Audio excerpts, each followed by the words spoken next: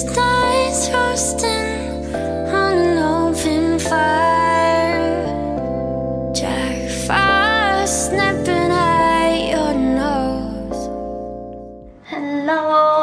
วันนี้มาพบกันในสภาพหน้าสดซึ่งจริงอ่ะเพิ่งไปกดสิวมาเนาะก็จะเห็นว่ามีรอยต่างๆก็อย่าเพิ่งมายละกันเพราะว่าอันนี้ก็ยังไม่ได้แต่งหน้ายังไม่ได้ทาอะไรเลยลุควันนี้เนี่ยจริงก็ไม่คิดเหมือนกันว่าจะชอบมีคนขอเข้ามาซึ่งก็คือลุคแต่งหน้าแบบโรเซ่นะคะแล้วก็มีคนขอให้จริงรีวิวเครื่องสำอางมูนช็อตเยอะมากนะทั้งแบบที่ขายในเซเว่นแล้วก็มูนช็อตทั่วไปซึ่งปกติจะบอกว่าจริงใช้ของมูนช็อตเยอะมากคลิปล่าสุดที่แต่งหน้าก็ใช้คุชชั่นมูนช็อตแล้วก็อายแชโดว์มูนช็อตคือโปรดักต์มูนช็อตอะค่อนข้างจะดีเลยช่วงนี้จริงแบบติดการใช้มูนช็อตมากซึ่งวันนี้เนี่ยจริงก็เลยเอามาทั้งที่เป็น Special Edition ที่ขายในเซเว่นที่เป็น Lisa's Pick แล้วก็มีพวกขนาดปกติที่มีขายใน If and Boy แล้วก็เว็บ Moonshot เลยก็เดี๋ยวจริงโชว์ให้ดูก่อนละกันนะว่า Special Edition เขามีอะไรบ้างนี่นะคะอันนี้จะเป็น3ไอเทมที่ Lisa เลือกจะมี Cream Pen Stain Fit Special Edition มี Multi Protection UVCC Special Edition SPF 50 บวก PA บวกแล้วก็อันนี้จะเป็น Powder Fixer Special Edition นะคะ SPF 27 PA บวกแพคเกจจิ้งเขาไม่ได้แบบกองแก๊งอะไรเลยนะอันนี้คือแพคเกจจิ้งแบบเรียบหรูสไตล์ Moonshot เลยสมมติเราแบบเติมลิปอย่างเงี้ยก็แบบอ๋อฉันใช้ Moonshot ส่วนไอเทมอื่นจะมีคุชชั่น Jelly Pot Eyeliner Mascara ซึ่งราคาที่ไทยอ่ะถูกนะคะทุกคนล่าสุดจริงไปซื้อ Eyeshadow เขามาอย่างเงี้ยคือไปเช็คราคาแบบก่อนหน้าที่เขาเอาเข้าไทยมาคนที่รับพรีเนี่ยเขาขายแพงกว่าที่ขายใน If and Boy ฉะนั้นไม่ต้องไปหิ้วถึงเกาหลีนะคะแล้วก็ไม่ต้องแบบไปรอร้านพรีด้วยแบบทั้งรอนานหรือว่าแบบจ่ายแพงกว่าใครสนใจตัวไหนเนี้ยสามารถพุ่งตัวไปซื้อที่ไทยได้เลยโอเคไม่รอช้านะคะเดี๋ยวเรามาแต่งหน้ากันเถอะขั้นตอนแรกจะลงเป็นตัว Multi Protection UVCC Special Edition นะคะอันนี้มี SPF 50 บวก PA บวกตัวนี้คือเรียกได้ว่าเป็นกันแดดที่มีบำรุงและช่วยปรับสีผิวให้มีออร่านะคะสามารถใช้ได้ทุกสีผิวเลยเขาจะมีนวัตกรรมบรรจุเม็ดสีไว้ในแคปซูลนะคะพอทาลงบนผิวปุ๊บก็จะแตกตัวอันนี้คือทาแล้วอันนี้ยังไม่ทาเนาะมันแบบปรับให้ผิวดูใสขึ้นแต่ไม่ได้ดูแบบวอกอะคืออันนี้มันดูผิวสดใสขึ้นถ้าสมมติปิดอย่างเงี้ยก็แบบเฮ้ยผิวเกาหลีมากแนะนำว่าแบบค่อยๆทาอะไรอย่างงี้นะเพราะว่าพอทาเนี่ยคนอาจจะดูว่าเฮ้ยมันหนาแต่จริงๆไม่นะเพราะว่าพอทาไปเขาแตกตัวแล้วมันก็ค่อยๆซึมเข้าผิวแล้วอีกเทคนิคที่สำคัญนะคะถ้าใครทำผมสีอ่อนแนะนำให้ใช้พวกโทนอัพปรับสีผิวไว้ก่อนแล้วค่อยแต่งหน้าเนาะเพราะว่าเวลาทำสีผมอ่อนเนี่ยผิวจะดูหมองมากฉะนั้นโทนอัพแล้วค่อยแต่งหน้ามาต่อกันที่งานผิวนะคะ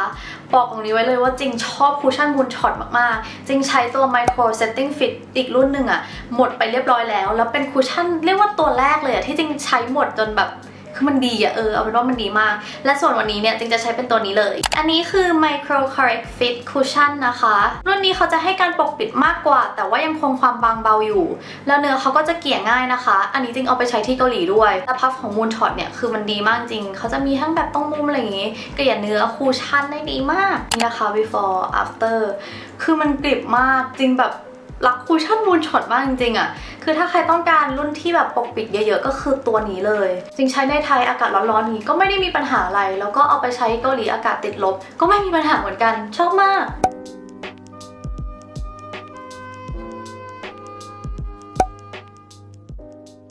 เรฟในการแต่งตาจริงจะเป็นลุคนี้นี่นะเดี๋ยวแปะรูปไว้ให้คือสไตล์การแต่งตาแบบโรเซ่อะด้วยความที่เขาเป็นคนที่ตาไม่ยาวมากเวลากรีดอายไลเนอร์เขาจะกรีดยาวมากทุกคนประมาณแบบเกินเซนนึงได้อะอย่างเช่นอันนี้ Daily Makeup ของโรเซ่อะเขาจะกรีดยาวมากนะคะแล้วก็การลงอายแชโดว์เนี่ยพอเขากรีดอายไลเนอร์ยาวมากๆเขาก็เลยจะลงตรงหางตาแบบเข้มๆเพราะว่ามันจะได้ดูบาลานซ์ไม่ได้ดูว่าแบบเฮ้ยอายไลเนอร์ฉันแบบยาวแล้วก็เด่นมาอย่างเดียวอะไรเงี้ยคือเขาจะลงอายแชโดว์ให้มันเกินมาเพื่อให้ตาดูโตขึ้นแล้วก็ดูยาวขึ้นการแต่งหน้าแนวโรเซ่เนี่ยคิ้วเนี่ยสำคัญมากนะคะเพราะว่าคิ้วจะต้องอ่อนมากๆเพราะว่าโรเซ่เขาผมอ่อนเนาะเวลาที่คิ้วอ่อนเนี้ยพอแต่งตาเข้มปุ๊บมันก็จะทำให้ตาดูเด่นขึ้นนี่ก็เลยจะใช้เป็นแบบมาสคาร่าคิ้วที่สีอ่อนสุดๆ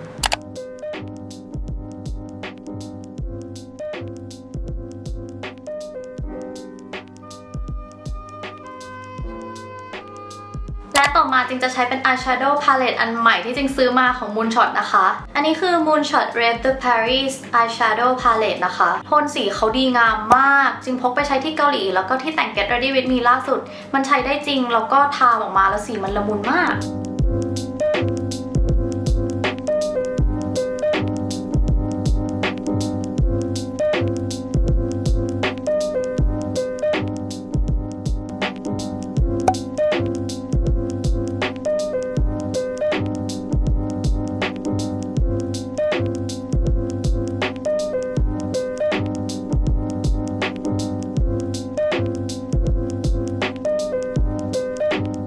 นั้นมากรีดอายไลเนอร์กันเลยจึงจะใช้เป็น Moonshot Line Performer Liquid นะคะอันนี้เขาจะเป็นอายไลเนอร์ปากกาหัวฟองน้ำสีดำสนิทตัวนี้ติดทนมากทุกคนแล้วก็ไม่เยิ้มเลยเราสามารถกรีดความหนาตามที่เราต้องการได้เลย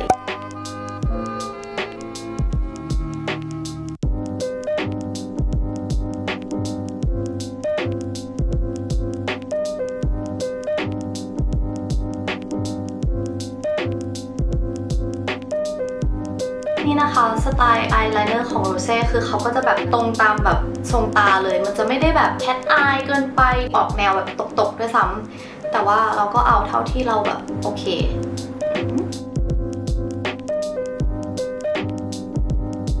อันนี้จริงจะลงเป็นตัวนี้เลย Moonshot Jelly Pot อันนี้เบอร์ G04 Spin Spirit นะคะเขาจะเป็นพิกเมนต์เนื้อเจลลี่ที่สีชัดมากตัวนี้เราสามารถเอาไปทาตาทาแก้มหรือปากได้หมดเลยนะคะเขาติดทนนานแล้วก็เวลาทาเนี่ยจะมี cooling effect เย็นๆสดชื่นด้วย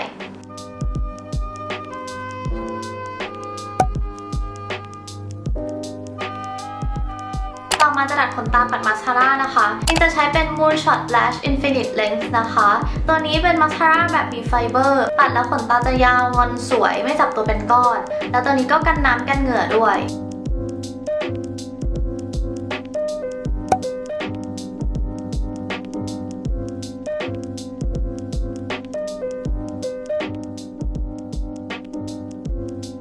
เสร็จจากงานตาเราจะมาจัดการกับแก้มแล้วก็ปากนะคะจึงจะลงเป็น Moonshot Cream Pen Stain Fit Special Edition ซึ่งอันนี้เนี่ยเขาก็จะมี3สีเขาจะเป็นทั้ง Lip and Cheek นะคะสามารถทาทั้งแก้มแล้วก็ปากได้เลยสัมผัสเขาจะเบาสบายแต่เนื้อสีแน่นแล้วก็ติดทนแล้วเขาก็มี Shea Butter กับ Coconut Oil ช่วยบำรุงด้วย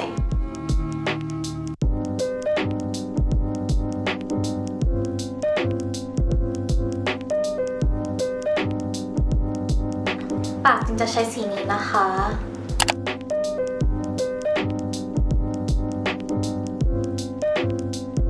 จากนั้นจะเซตด้วยแป้ง Moonshot Powder Fixer Special Edition นะคะเขาจะเป็นแป้งผสมรองพื้นตัวนี้โทนสีเขาจะกลืนไปกับผิวแล้วก็ปกปิดเนียนกันน้ำกันเหงื่อติดทนแล้วก็มีบำรุงทำให้หน้าผ่องขึ้นด้วย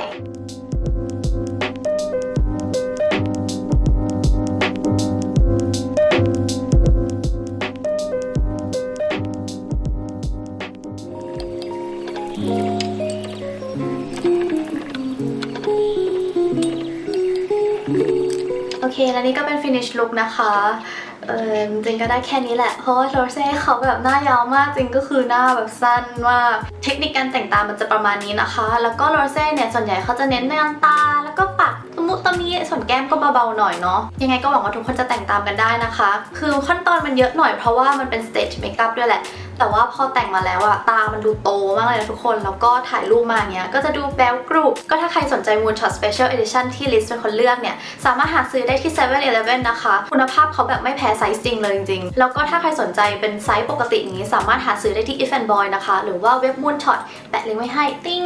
ก็นั่นแหละถ้าใครประทับใจกับลุคนี้อย่าลืมกดไลค์แล้วก็คอมเมนต์คุยกันนะคะแล้วเดี๋ยวเรามาเจอกันคลิปหน้าค่ะบ๊ายบายอันยอง